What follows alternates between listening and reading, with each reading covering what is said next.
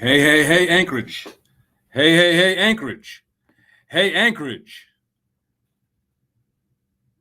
Welcome to Tell George Live. This is Out North Radio, 106.1 on the FM dial, KONR-LP, Anchorage. Welcome to Tell George Live. I'm George Martinez, your host of this weekly program where we talk real talk on Thursdays about people, politics, and progress. And as usual, I begin every episode, every broadcast, every program with a land acknowledgement. I recognize that today I am broadcasting from right here in Anchorage, Alaska, the ancestral land of the Dena'ina Athabascans, whose stewardship once was and remains today. And if you're tuning in with me right here on 106.1 on the FM dial in Anchorage, then you're also tuning in from that ancestral land. But wherever you're tuning in from, if you're following in also on Facebook, hey, everybody on Facebook, and the live stream, well, wherever you are, whenever you hear this, give a moment of pause and reflection for the ancestral stewards of the land you happen to be on. I'm really excited about this show. We've got a lot of things to talk about, and I got a couple of really great guests coming up. So we'll have a couple of special guests, a couple of callers to come on in, and there's a few different things happening. I'm wearing purple today for all of the radio listeners. I'm wearing a purple tie and a kind of a light purple infused shirt, but mostly a purple tie. I figured the purple tie I could get away with it. So I'm wearing purple for a reason, and we're going to talk about that reason. It's a specially dedicated month. And we're also going to shout out, and I want to highlight that this is Filipino American Heritage Month. And I just want to shout out all of our Filipino brothers and sisters all across the United States of America, but especially right here in Anchorage, Alaska. We got so many strong representatives of the community who have been here for so many years. There are many untold stories yet to come. I'm excited to know that one of those pioneers, one of the bridge builders for all communities, but who is coming strongly out of leadership from within the Filipino community, Elsa Sargento. Shout out to Elsa. That there's a film, and Elsa was going to be one of the subjects of a Magnetic North film that the Humanities Forum puts out. So shout out to Elsa Sargento. Shout out to all Jesse Viscocho, all of the other brothers and sisters from the Filipino community. Lo Crawford, I see you. And so shout out. And I also want to pause in a moment of reflection. You know, I'm wearing purple for a reason that has to do with another dedication for this month. And that's going to be our first conversation coming up in a few minutes with Nori Vass from New York City. So I have a guest calling in tonight from New York City. But, you know, purple is also a royalty color. Purple is the color of royalty. And this week, Anchorage lost a member of the royal family, royalty to our city, and a representative of the culture of Caribbean culture and West Indian culture and music and food. I am talking about the one and only here in Anchorage, Heather Anthony, our sister, our Caribbean queen, who passed this week as well. And without knowing all of the details, we know that she was sick. I don't need to know all the details. Again, please take care of yourselves.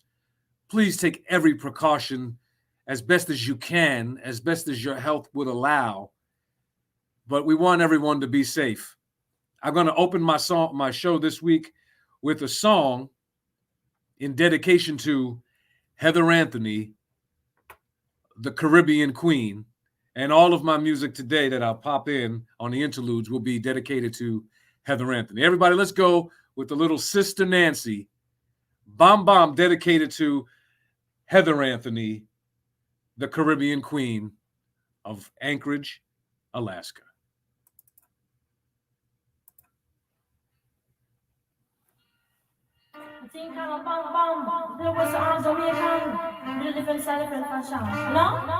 Hey, everybody.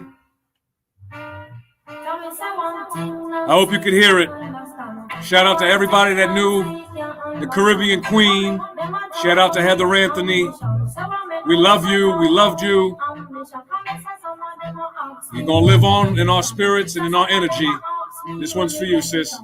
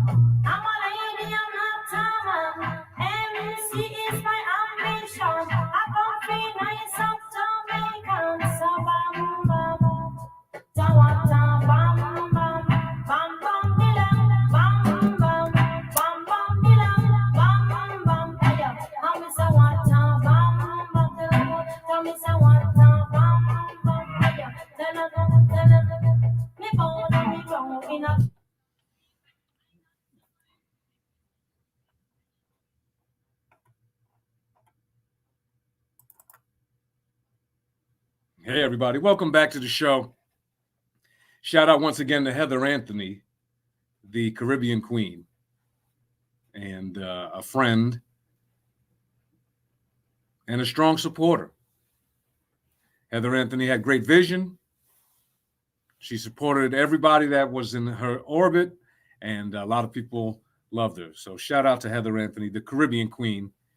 And all of my musical interludes today will be in honor of Heather Anthony.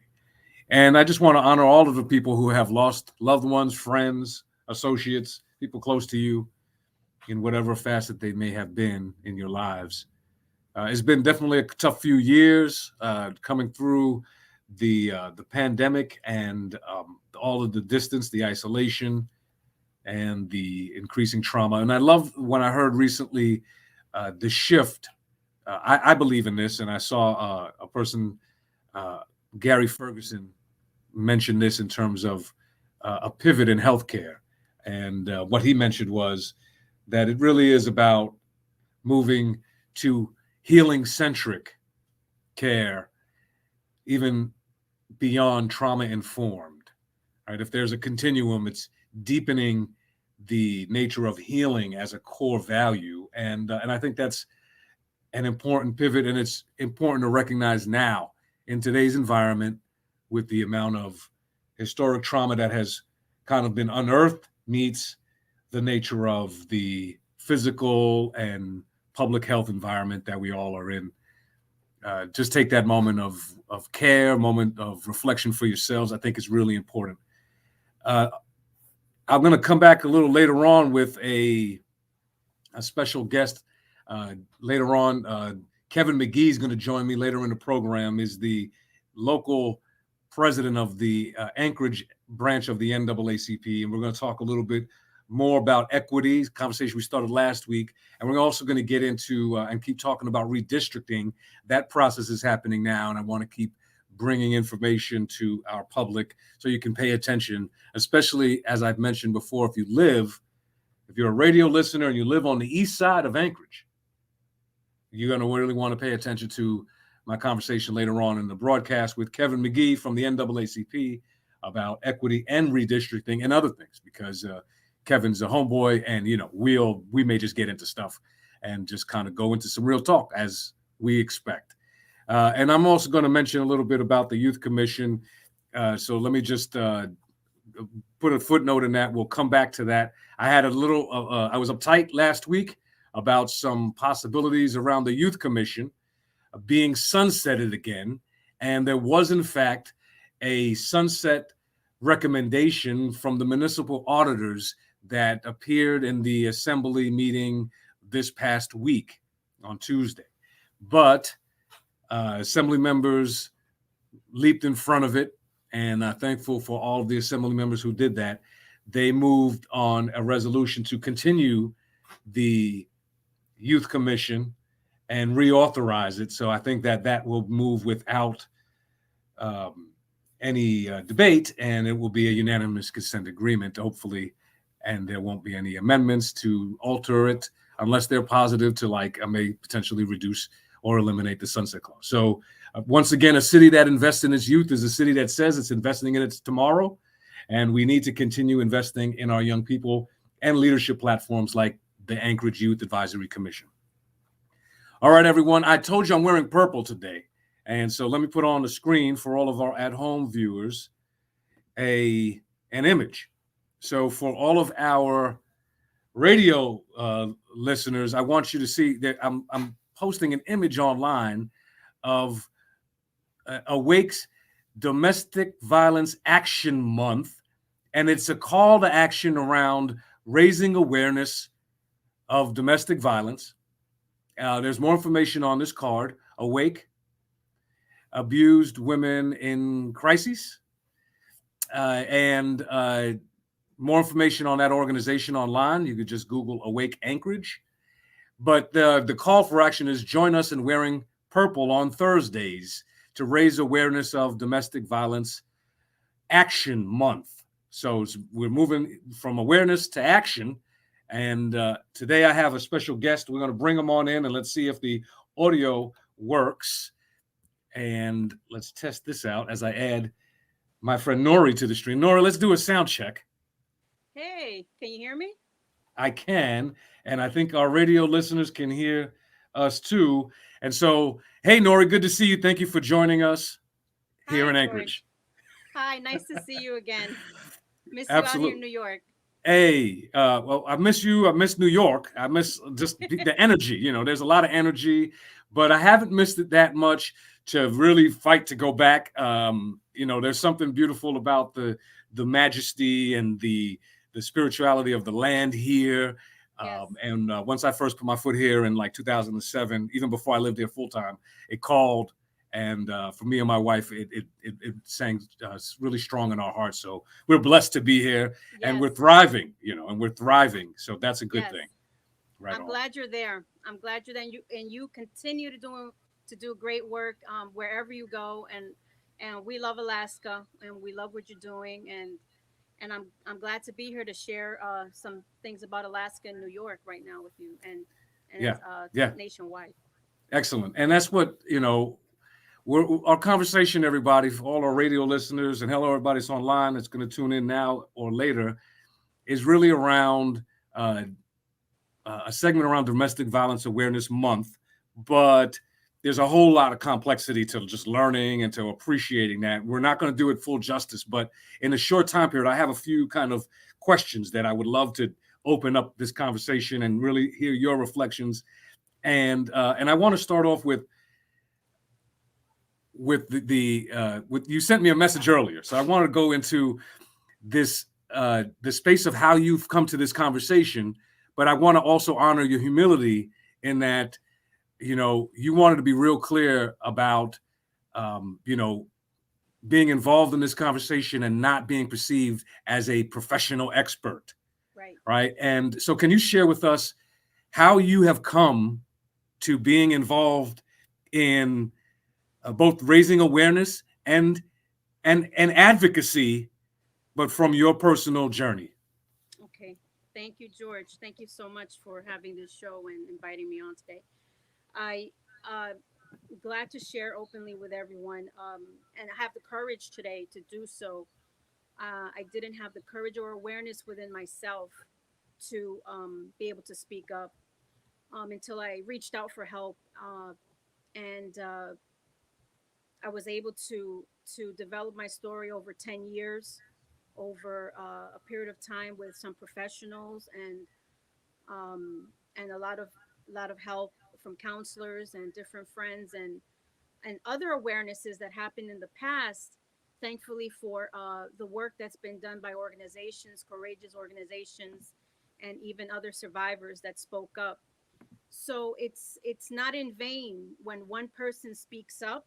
It's not in vain. Someone will hear somewhere and be encouraged to come out of their suffering, to come out of their pain, and walk perhaps a better route. I pray. Um, I came about this accidentally, uh, having to fight my own battles through domestic violence. One, to be heard, to learn what it is, meaning to create a safety plan for myself. I had to first learn the steps of creating a safety plan with a trusted organization. Um, Safety plans are usually about 3 pages long, which are involves me reaching out to trusted individuals to tell them what might be going on in the moment, an emergency, a crisis, point of violence, and then creating some sort of exit plan, um, which is part of the safety plan. Asking myself constantly every day, am I safe today? Am I safe today? Uh, uh, can I get through this situation? Who do I have to call? And having numbers ready to call every day, not only friends or trusted families, if there's family, but a friend, a trusted advocate, and an exit plan. Always having your cell phone charged, always keeping your keys and having your phone near you. Preparing your children. I don't have children, but safety plans I do. I have read involve helping your children learn how to call 911 for you, or calling a trusted individual. There's a lot of planning when it comes to safety, keeping yourself safe, keeping oneself safe, keeping your children safe, and your home environment from the reoccurrence violence that would may take place, unfortunately. Um, and there are many local organizations that will help us develop those safety plans, many trusted in organizations. One that I trust is the National Center on Domestic and Sexual Violence, which is www.ndvh.org.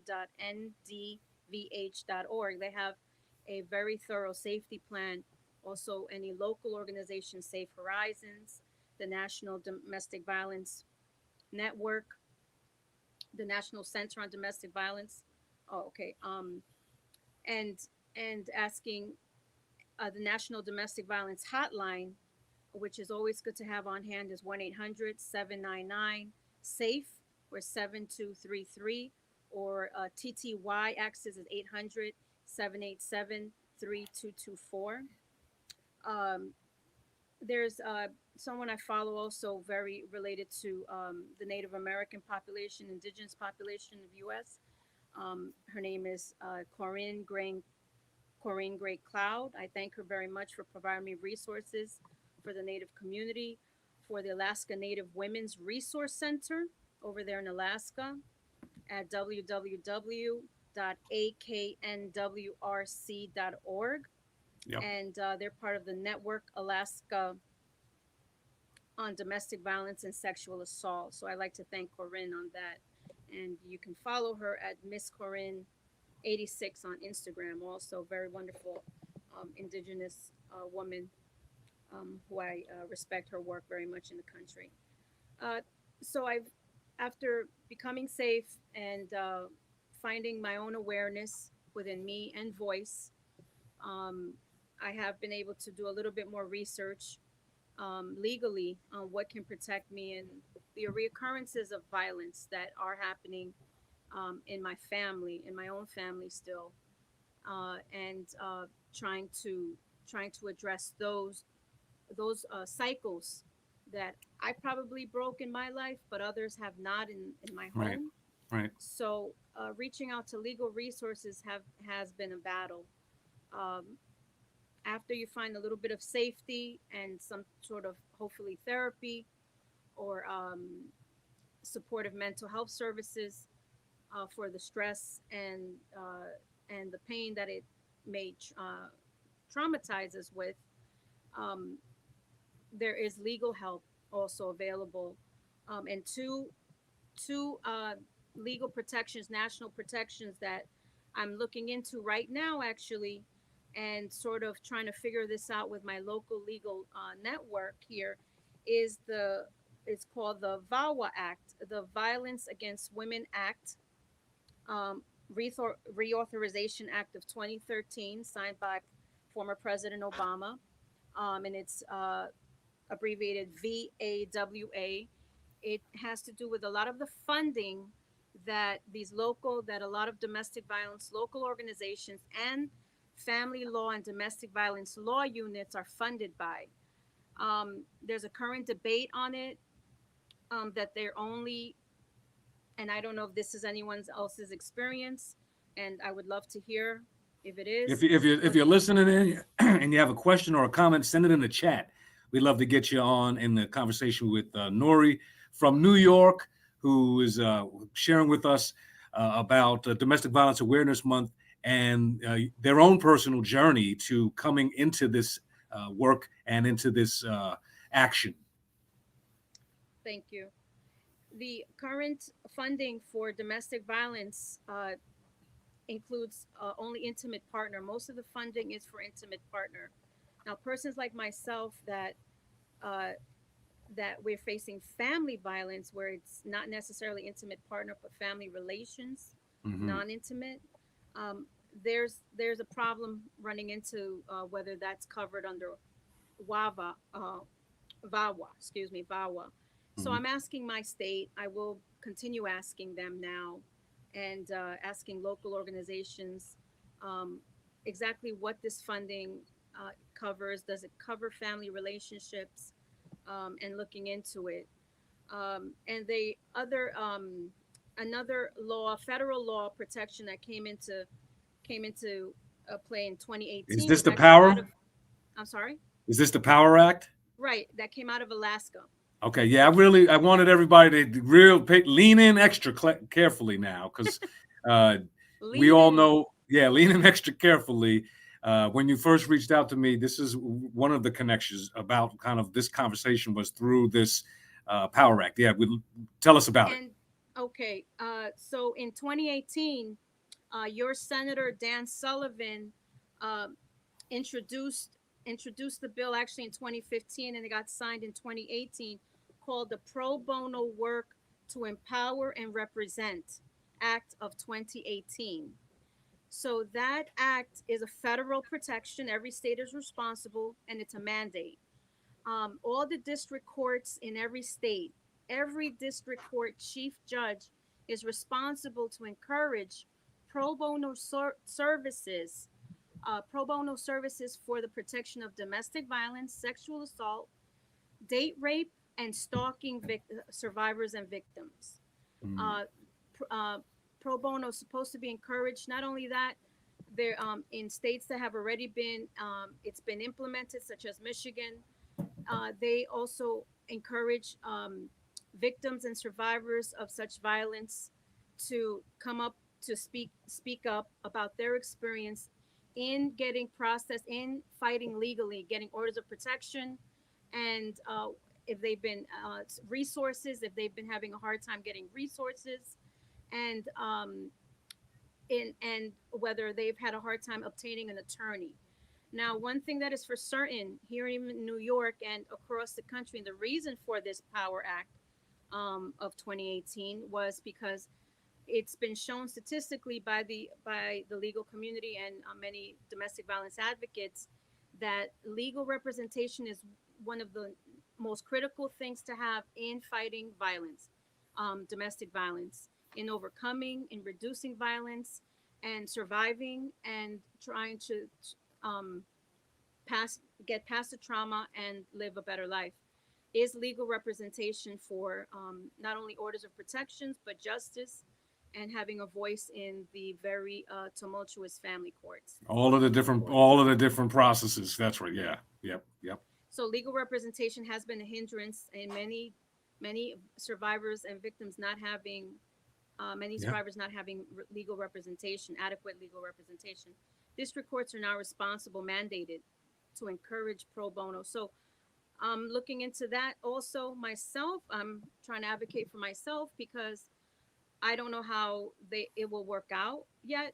I haven't seen after the implementation through different states and different district judges that are speaking out about it in different states right now. I don't know how it'll they will get feedback from us, from survivors like myself and many others, um, that we are having still a hard time getting an attorney. I Right. today am having a hard time getting an attorney. I am going through a lot just to get an attorney. Forget about the violence, forget about the cycle that's happening and the crises that are happening in my home. The attorneys themselves are just it is it is a horrendous experience. And I'm wondering when my district court chief judge will listen to this. So that is a question I'm having. And in being aware this month and growing more aware of my own situation, which I Hmm. encourage many to do, journal it out, call a friend, call an organization, is to speak up, to speak Right. up. So I'm here Right. to speak up with someone that's listening, George. I'm very grateful for for anyone that listens and helps many speak up.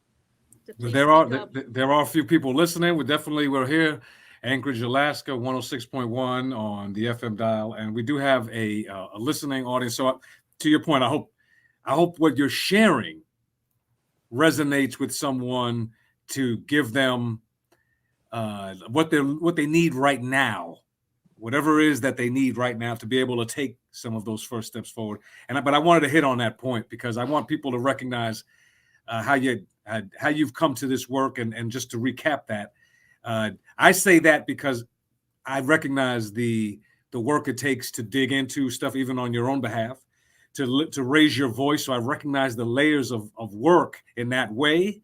But you're walking to confront your reality, and in the process of doing that, you're not only learning, but you also feel compelled to lift your voice to make sure that others can hear. So, if you're listening now, if you're tuning in now, or you're tuning in later on, or you're still in your car and you're here in the city with us in Anchorage, you have the power, even though it may not feel like that right now.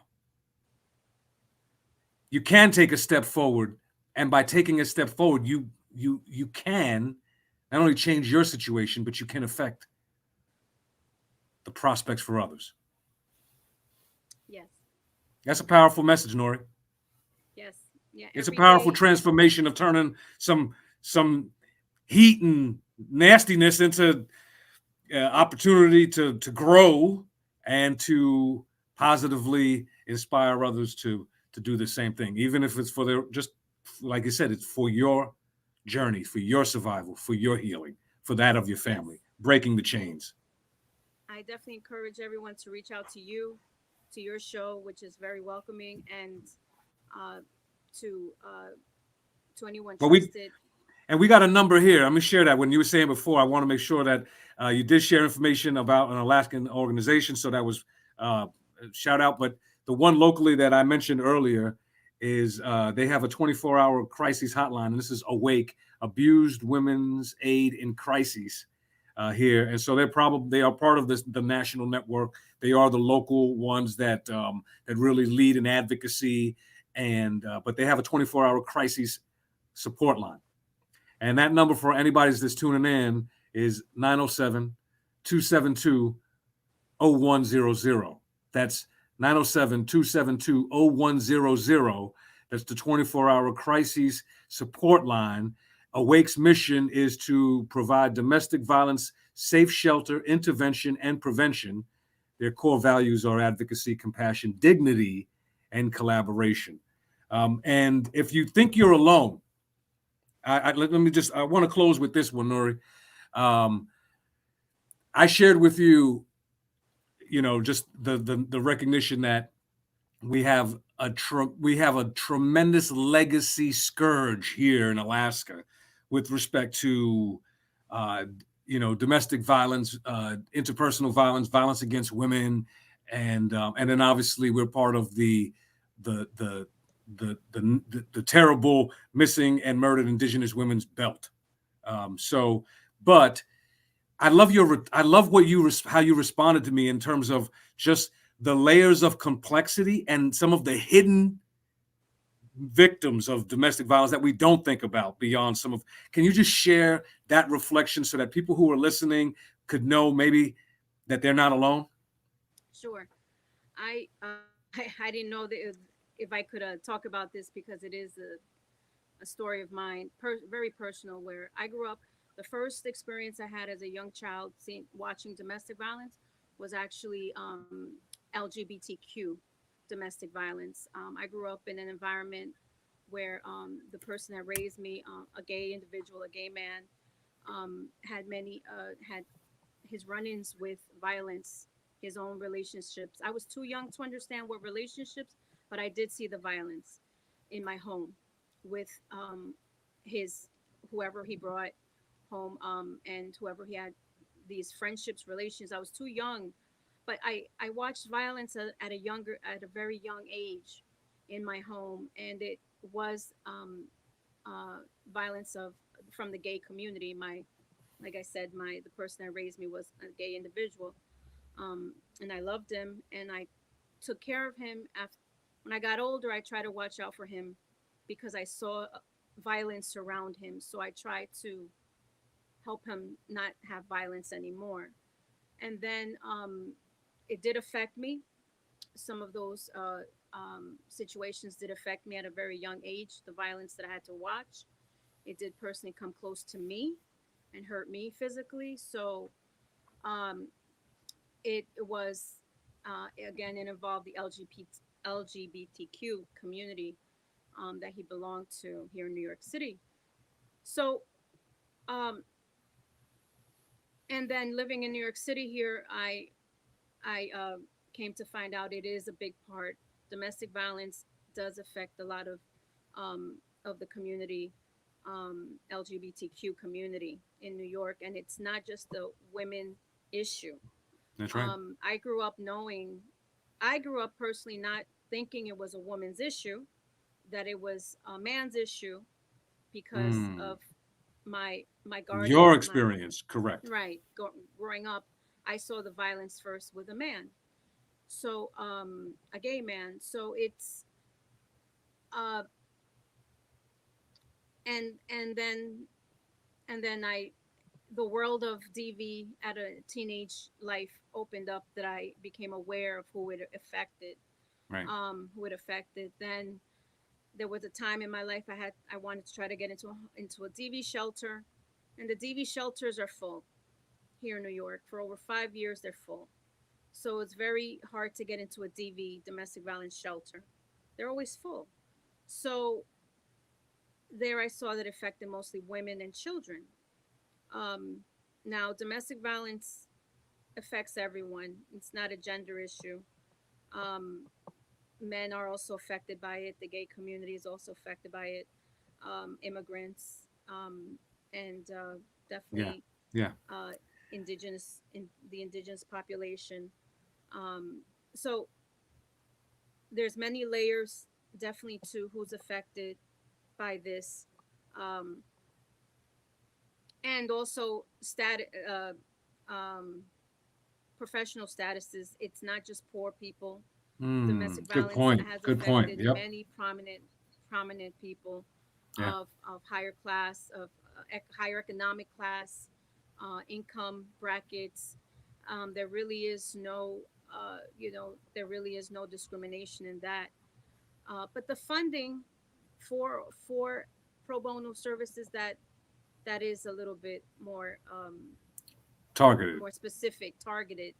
Right. Um, so I'm still inquiring about it here, and that's part of what I'm Well, trying to do. and as you share, as we get to learn, I hope we raise it and put it on folks' awareness here, because this is a bill from that Senator Dan Sullivan was involved with, one of our U.S. senators here, and we'll try to share more information on my site as well, page.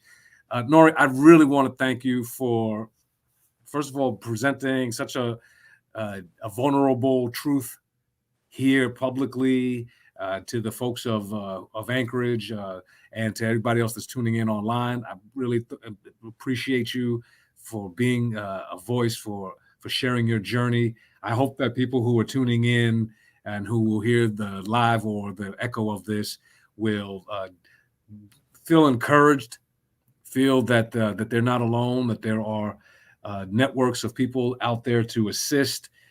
And I think the first thing you mentioned earlier was just take a first step.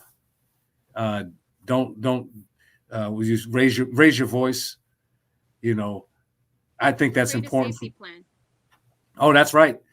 That's right. Create a safety plan. And create a safety plan that you keep on you. You share with your children, and you work on it with a local organization. Connect with that local organization. That's right. That you trust. And reach out, because there is help. And if we connect with one another, you're welcome to connect with me here on Facebook. I tagged you in the post, so people, yeah. Yeah. Or if George would invite us back, or invite me back, and we'll see how the progress is going. We could definitely do that, and definitely try to have a few. It would be cool to have a panel discussion with different folks and different perspectives. Nori, thank you so much for being with us. We're gonna break out now, and everybody, thank Nori Vass for being with us on the show. I'll see you online, right on, and have a great rest. Thank you. Good to see you. You too. Hope to see you again soon. Absolutely. And hey, Anchorage, we're going to come right back from this musical break with Kevin McGee from the Anchorage, who's from a lot of different hats. So I'm just going to leave that. Kevin McGee wears a lot of different hats in our community. And but as I mentioned, all of my musical interludes today are in honor of the recently departed Heather Anthony, Anchorage's own Caribbean queen. And so I'm going to go to this song in honor of Heather Anthony, everybody.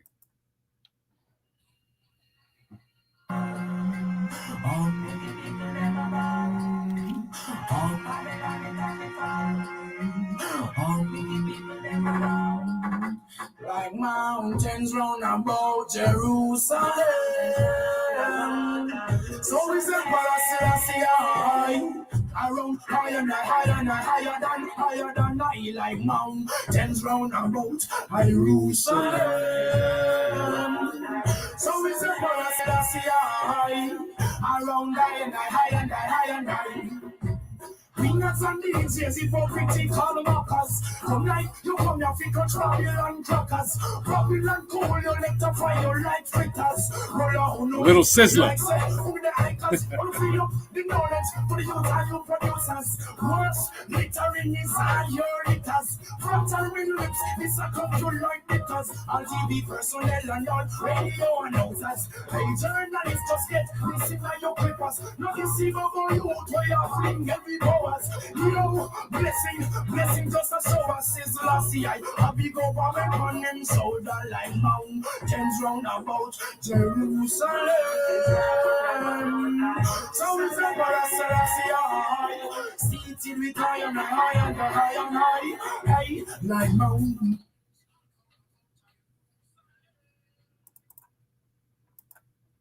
All right, Anchorage. We're back. Short musical interlude. This is not a radio broadcast. This is not a music show, although I love music, and I'm obviously playing these songs in tribute to Anchorage's own Caribbean queen. But I have Kevin McGee. Kevin McGee's on the line with me, and let's do a sound check. Kevin, can we hear you? Testing 1, 2, 3. Yeah, sounds good. And hey, everybody.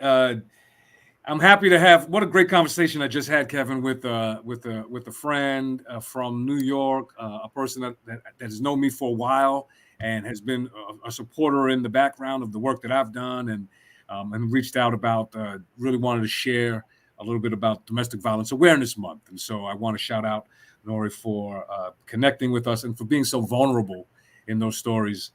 You know, Kevin, I wanted to have you on. I talked a little bit about redistricting last week. There's always so much. I mentioned earlier, I'm going to have Kevin McGee on, but he's a homeboy, so we could talk about all sorts of stuff. We could go into different categories.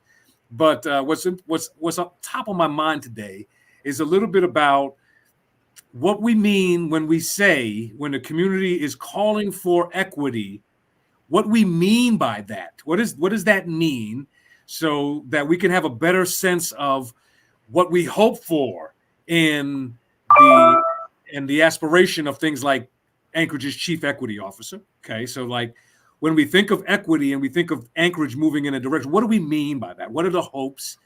Get your perspective on that. And then I want to talk a little bit about redistricting, because you've had some testimony given to the redistricting commissions, and I'd love to hear your take on it. I have some opinions as an East Sider, where there's a real impact potentially to some of the East Side distribution of power. So, but let's go to Kevin. What is this equity? What do we mean by equity? What is the intention? What should we be talking about? And what direction is the municipality moving in? Well, good evening, George. Equity. It's a good word. In hindsight, it should mean equal access to employment, to loans in the banking industry, being equitable about the possibilities of home ownership, equity in public school system, even at the university college level, making things fair and, quote, equitable for everyone that has an interest and wishes to move forward in their own personal lives. Let me just pepper you while we're going on, because I can hear Anchorage's, some folks in Anchorage's minds.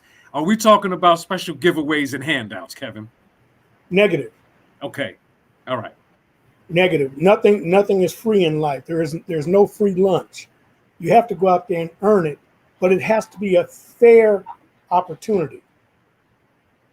Are you saying, like, for example, like in the past, if you think of the institutional barriers, right? You mentioned banking, for example, thinking of there were actual banking policies that were reinforced with public policies, redlining neighborhoods and creating covenants in neighborhoods that Black folk, people of color, couldn't own property, right? And so we're talking about some ways also remedying some of the historic institutional nonsense and racism. Yes, as a matter of fact, the first African American family that attempted to move into an area just beyond the Fairview community, their home was actually burned to the ground. Here in Anchorage. And that was because they were not accepted in that particular neighborhood. We've come a long way, but we still have a lot to do to make it right here in Anchorage. I myself, I've been a resident for almost 50 years. I've seen some of the disheartening effects on communities of color. I have worked in law enforcement in the corrections department. So I've seen it from both sides of the fence. And it brought back a lot of memories with your previous guests so far as domestic violence. It was domestic violence that was, how should I say, not by me or my wife or anything, but it was what I suspected as domestic violence when my oldest daughter was sexually assaulted. And the thing about it was that the perpetrator, who was identified, absolutely did no time. He was a white male, obviously my daughter, African American female, and that was hard to take, to obviously see how the justice system worked here in Anchorage, because of the fact that at that time the district attorney, he just outright said, well, he didn't feel comfortable with taking the testimony of a 12-year-old African American female against a 35-year-old white male, regardless of how that she had to pick the guy out of a lineup six separate times. So I hear what I hear when, I mean, aside from the horror that as a father, as a family, you all have had to go through with that. I also hear that when we think of right now calls of equity, we're thinking of also justice. yes, To some extent, there's justice involved. Like, because when you describe that from that perspective, your family's perspective, there's a call for justice. But when I even think about it from the municipality's perspective here, and the office of equity was also and justice. yes. So that justice is a part of this call for equity. And you mentioned fairness and justness. Well, fairness in the legal system. Mm-hmm. Another incident, it didn't particularly happen to me, but I can't remember how long. It was at least 25, maybe 30 years ago, where a gentleman, African American gentleman, who owned a wrecking company, a towing service. He was coerced when some white gentleman, and I'm being polite by saying gentlemen, but they claimed that their vehicle had broken down, and it was out by the I think it was the Matanuska River, which is heading north of Anchorage. He subsequently went out to help them with their vehicle and tow it back to Anchorage, and they killed him. And then in the meantime, after they killed him, they put on spray painted on his truck, Buffer, Buffer, Buffer Hunter.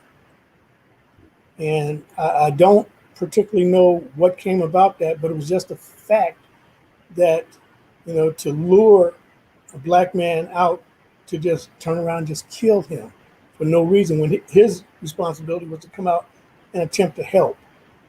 So, right, the Alaskan thing to do, which is like help your neighbor in the ditch. Well, you try to. You try. You make a valid attempt to.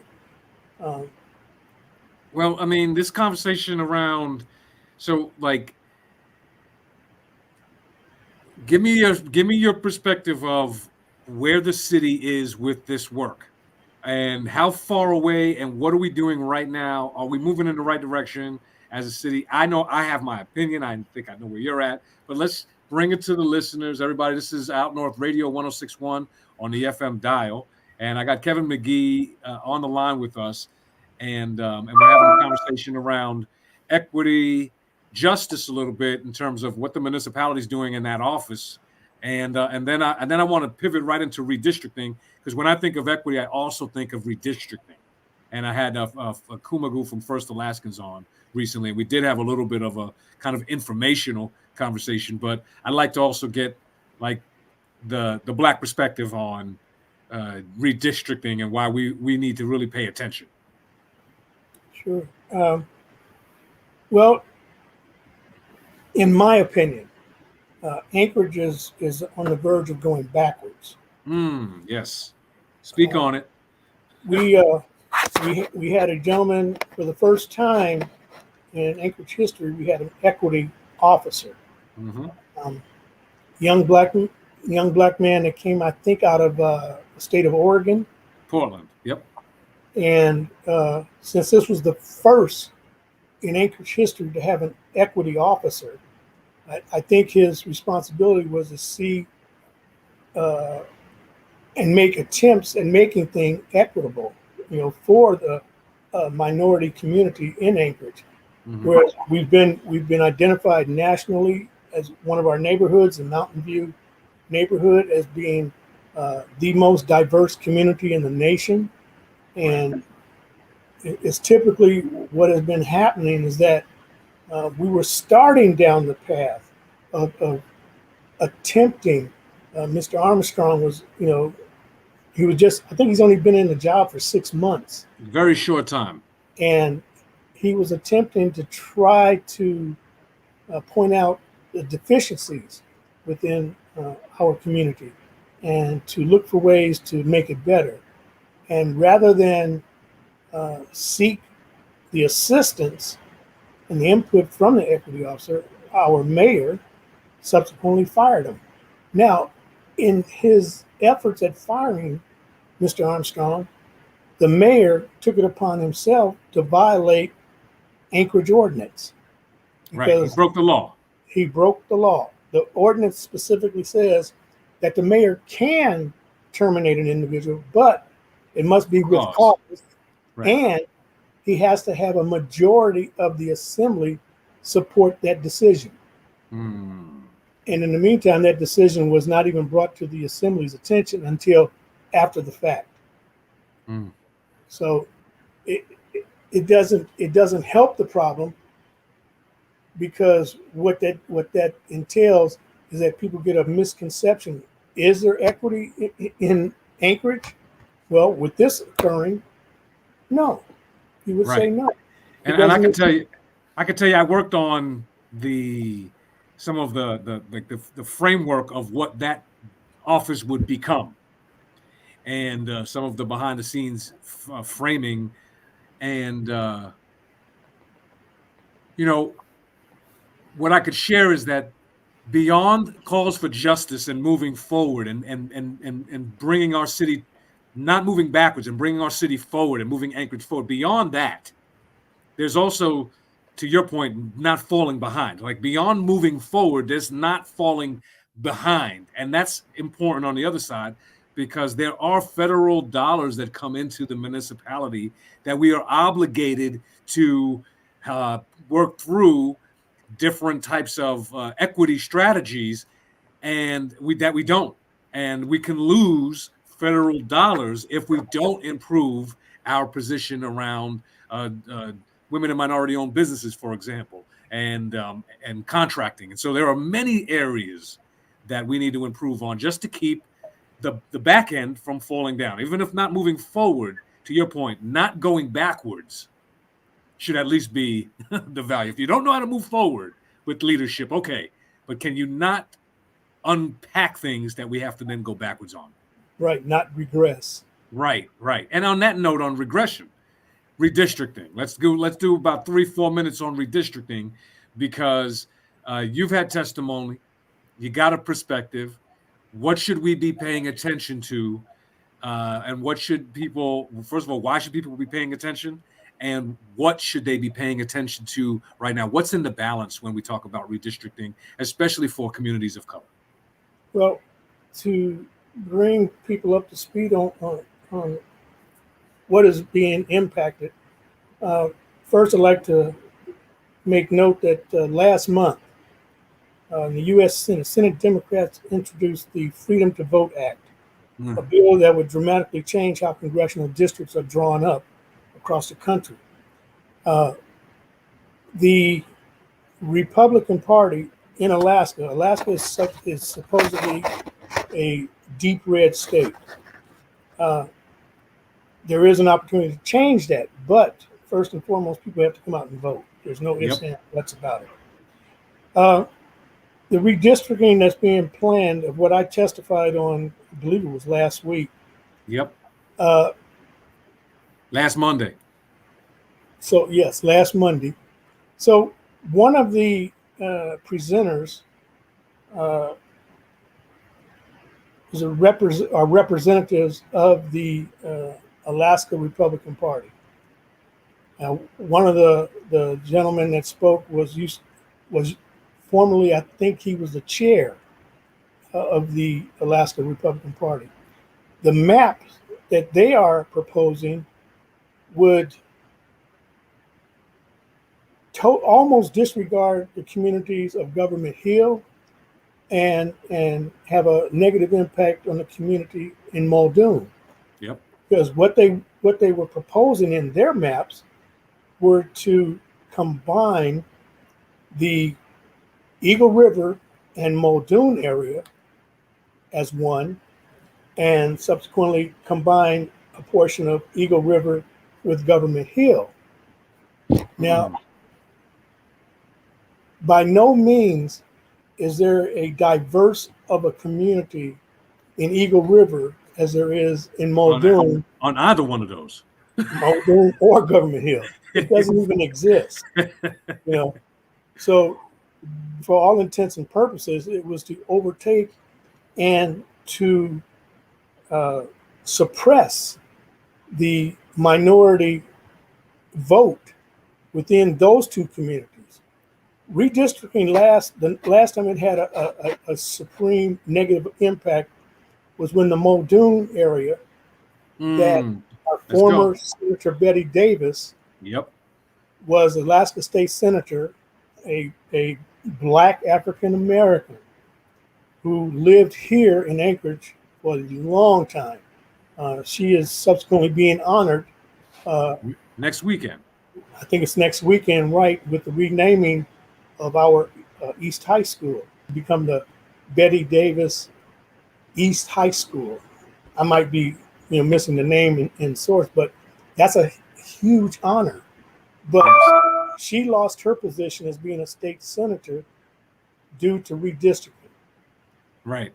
And in that aspect, once again, it was the Eagle River community that was factored in. And we talked about that on the program, Kevin, where I talked a little bit about if Betty Davis is a champion of access, if Betty Davis is a champion of children, when Betty Davis is a champion of raising all marginalized voices into the political process, and then something like that happens where they basically eliminate a person like Betty Davis through redrawing of the lines, well, then redistricting matters to you if defending children's rights, accessibility for our community matters, right? So that's why it matters. If the people who are supporting your issues are going to be negatively impacted by the redrawing of lines, and to Kevin's point earlier, your vote becomes increasingly devalued or marginalized by the redrawing of lines, well, Houston, that's the problem.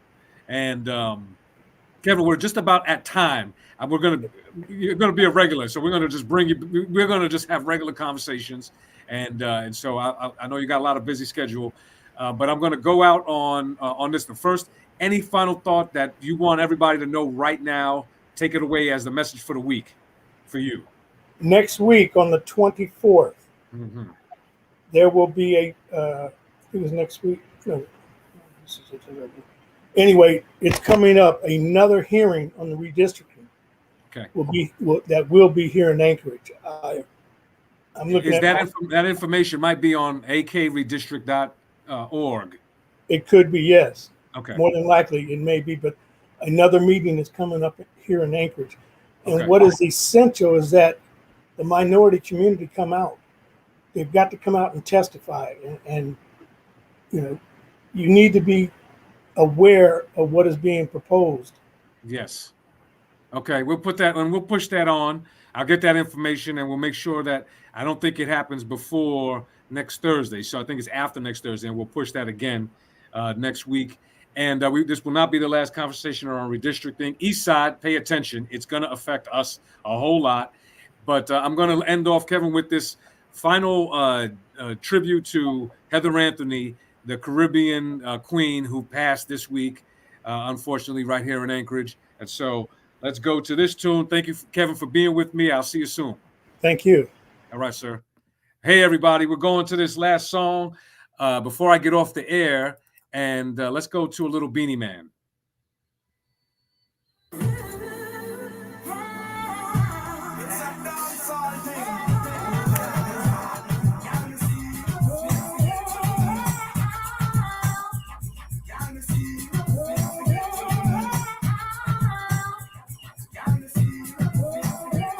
There's a tribute to Heather Anthony, Anchorage's very own Caribbean queen, who passed and left us this week.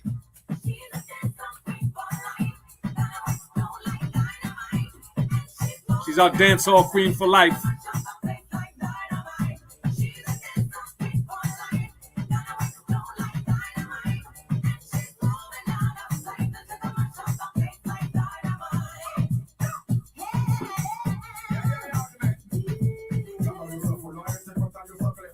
Hey, everybody. George Martinez. Tune in next week. This is Tell George Live, Real Talk Thursdays. What a great conversation, a great show. Looking forward to it next week. Until then, be safe, take care of yourselves, and be easy, everybody.